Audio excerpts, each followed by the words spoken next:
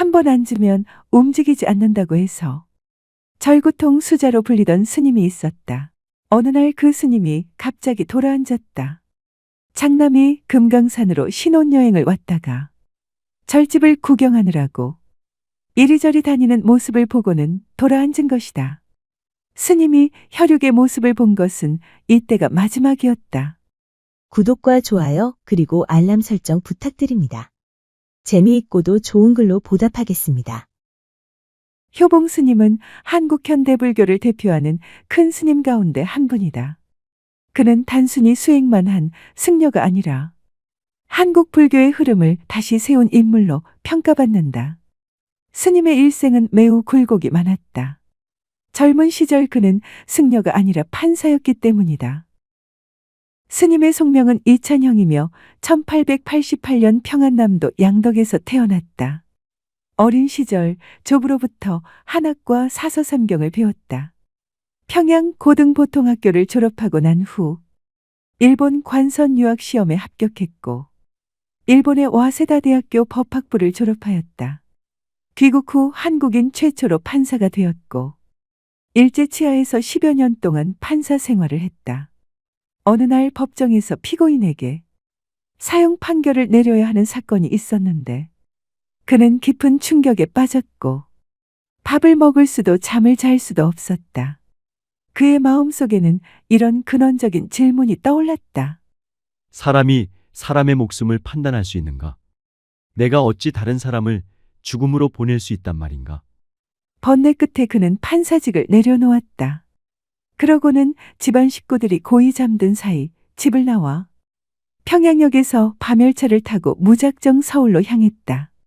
서울 남대문 시장에 들러서 입고 있던 양복을 팔아 옆판 하나와 한복 한 벌을 구했다. 그러고는 엿장수가 되어 3년 동안 전국을 떠돌았다. 참회와 구도의 시간이었을 것이다. 발길이 금강산 유점사에 이르게 되었을 때 어떤 스님이 엿장수가 이 깊은 산중에 무엇하러 왔느냐고 물었다. 엿장수는 금강산에 도인 스님이 있다고 하여 찾아왔노라 대답하고는 이 절에 도인 스님이 계시느냐고 물었다. 그러자 금강산 도인이라면 신계사 보호남에 석두 선사가 계신다고 그 스님이 일러주었다. 엿장수는 그 길로 외금강 신계사를 찾아갔다. 유점사에서 신계사까지는 80여리가 좁게 되었다. 신계사에 도착하자 날이 저물어 다음 날 일찍 보호남을 찾아갔다. 보호남 큰 방에는 노장스님 세 분이 차를 마시며 담소하고 있었다. 엿장수가 산사에 찾아온 것이 하도 신기했던지 한노 스님이 물었다.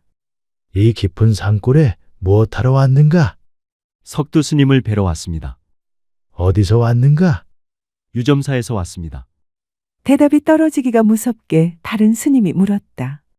유점사에서 여기까지 몇 걸음에 왔는가? 엿장수는 옆판을 짊어진 채 벌떡 일어나 방 한 바퀴를 빙 돌고 앉으면서 이렇게 왔습니다. 라고 대답하였다. 질문하던 스님은 고개를 끄덕거렸고 같이 있던 스님들이 한바탕 웃었다. 10년 공부한 수자보다 낫네. 고개를 끄덕거린 스님이 바로 석두 스님이었다.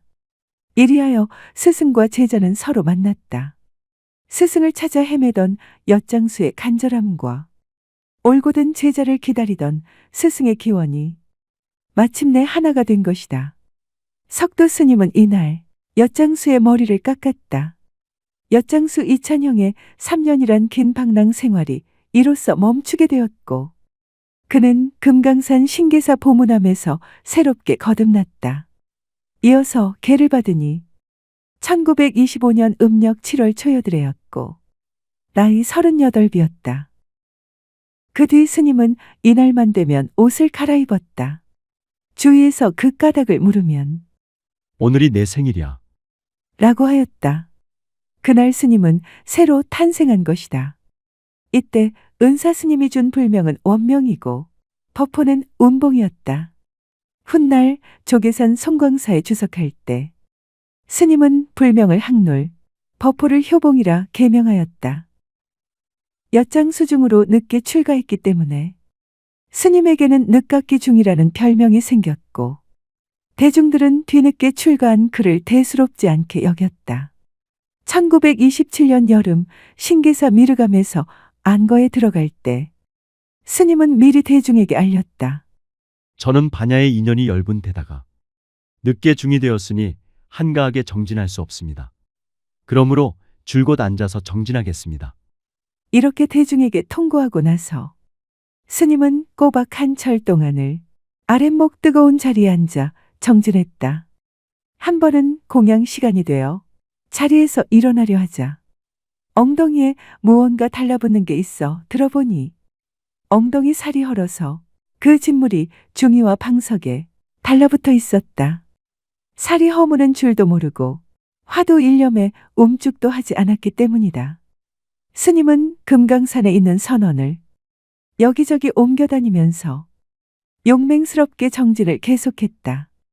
밤에는 눕지 않고 앉은 채 공부하고 오후엔 먹지도 않았다.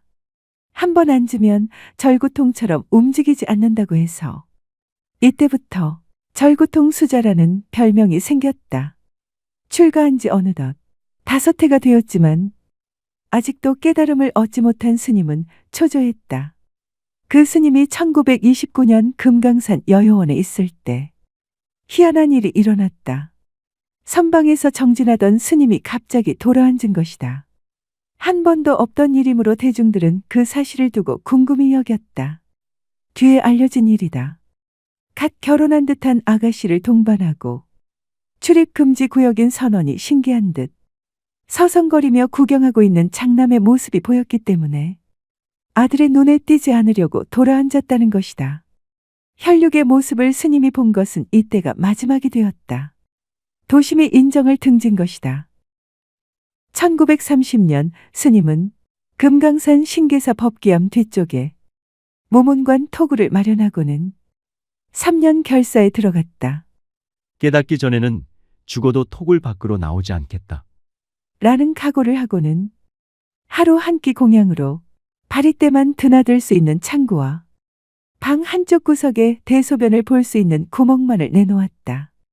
토굴에 들어간 후 그 출입문마저 흙으로 발라버리도록 했다. 그야말로 사방이 꼭 막힌 무문관 토굴이었다. 입은 옷에 자구 3개뿐 가지고 들어간 살림살이라곤 아무것도 없었다. 은사이신 석도 스님께서는 법기암에 전답 30두락을 사들여 놓고 그 당시 법기암 암주였던 임대원 비구니에게 부탁하여 3년 결사 기간 스님의 하루 한 끼 공양을 시봉하도록 주선하였다. 암자와 토굴과의 거래는 하루 한 끼씩 공양을 토굴 안으로 들여주는 일, 내놓은 빈 그릇을 챙기고 아궁이에 불을 지펴주는 일뿐이었다. 인기척 없는 토굴 안, 전날의 밥그릇이 비어있는 것을 보고 살아있다는 것을 짐작할 따름 밖에서는 토굴 안의 동정을 전혀 알 길이 없었다. 이렇게 여름이 가고 가을이 지나고 겨울이 지나갔다. 그리고 새봄이 왔다. 하루는 임대원 비구니가 공양을 가지고 갔다가 그 전날 놓아둔 공양이 그대로 있는 것을 보고 깜짝 놀랐다. 스님, 왜 공양을 안 드셨습니까? 이 소리에 스님은 비로소 어제의 공양이 창고에 그대로 있는 것을 의식했다. 그 전날부터 공양이 온 줄도 모르고 선정산매에 들어있었기 때문이다. 1931년 여름, 비가 갠 어느 날 아침, 마침내 토굴 벽이 무너졌다. 이젠 그만 나가도 되겠다는 확신으로 1년 6개월 만에 토굴 벽을 스스로 무너뜨린 것이다. 밖으로 나온 스님은 발을 제대로 떼놓지 못했다.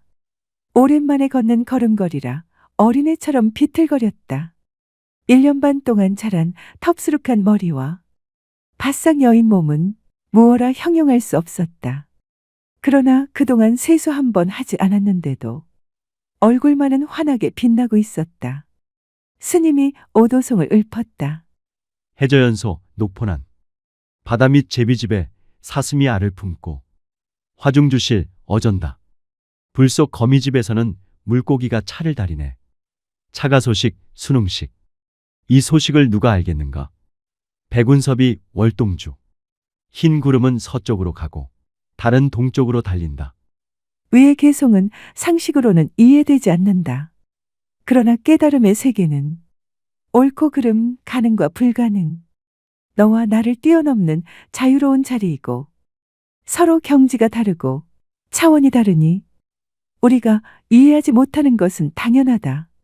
스님은 45살 무렵 마침내 오랜 의심과 번뇌가 무너지는 체험을 한다. 이때 세상과 나를 가르던 벽이 허물어지고 삶과 죽음조차 둘이 아니라는 깊은 통찰을 얻었다고 전해진다. 늦게 출가했지만 누구보다 절실했기에 누구보다 빠르게 도달한 셈이었다. 스님은 출가한 뒤 자신의 과거를 조금도 내비치지 않았다. 조실부모하고 의지할 데 없어 엿장수로 떠돌다가 입산한 엿장수 중이라고 자처했다.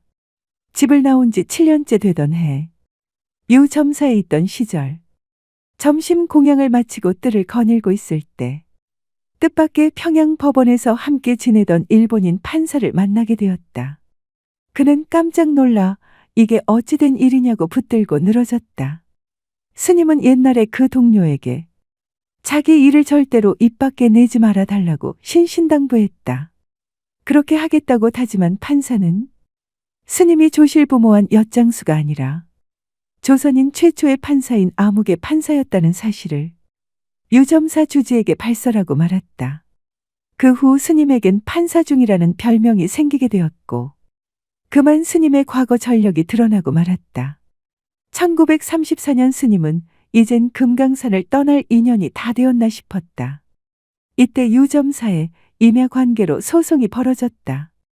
1심에서 절측이 지자 유점사 주지 스님이 소송 관련 서류를 갖고 와 소송 진행을 스님께 묻고 의뢰하였다.